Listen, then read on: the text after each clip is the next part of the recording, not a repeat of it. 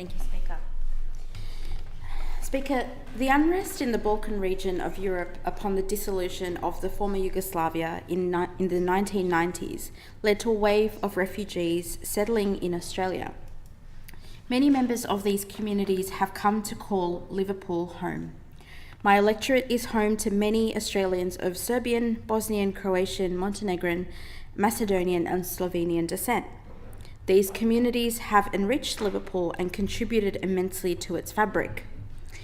As we celebrate and mark Refugee Week this week, I stand here to share a message on behalf of Liverpool's Bosnian community, who've asked me to speak on their behalf in this place. The 11th of July 2024 will mark the 29th anniversary of the Srebrenica massacre in 1995. Each year, the Australian Bosnian Herzegovinian Cultural Association holds a remembrance event to remember this tragedy, where over 8,000 people were killed. It is ordinarily a time of deep reflection for them, but this year it takes a deeper meaning. This year, the community will come together on the first official International Day of Reflection and commemoration of the 1995 genocide in Srebrenica, after the UN General Assembly officially designated July the 11th as such. The tragic events in Srebrenica were in many ways one of the darkest chapters of the war that erupted after the breakup of the former Yugoslavia. In July 1995, Srebrenica, previously declared a safe area by the UN Security Council, was overrun and 8,000 people were killed, and it resulted in the expulsion of over 20,000 people from the town. This event has been recognised as an act of genocide by the International Court of Justice, as well as the International Criminal Tribunal for the former Yugoslavia. Almost 30 years afterwards, there still remain victims who have not been found or identified. The motion brought to the United Nations emphasises the need to identify these victims and afford them a dignified burial.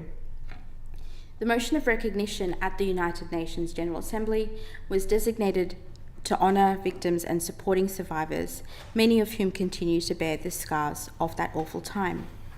I note the comments of the UN Special Advisor, who said, "The adoption of this resolution constitutes an important milestone to honour and pay tribute to the victims of Srebrenica, to the survivors and to their families." I know for many in the Bosnian community in Liverpool, they were especially encouraged to see the Australian government vote in favour of this resolution.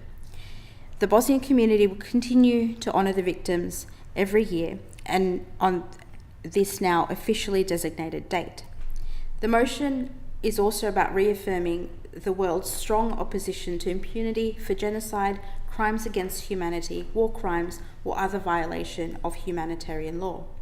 It is incumbent on states everywhere to end these atrocities when they see them and seek sustainable peace, justice, truth, and reconciliation.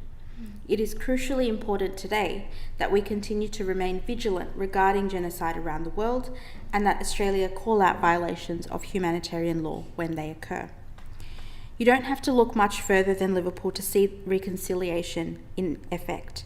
As I mentioned earlier, Liverpool is proudly home to many Bosnians, Serbians, Croatians, Montenegrins, Macedonians, and Slovenians.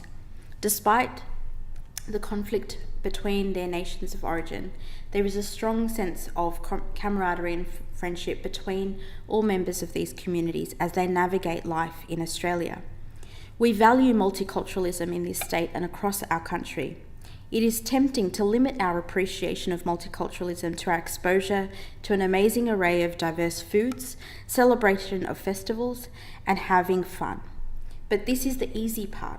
Social cohesion is a precious and sometimes fragile thing, as events of this year have shown.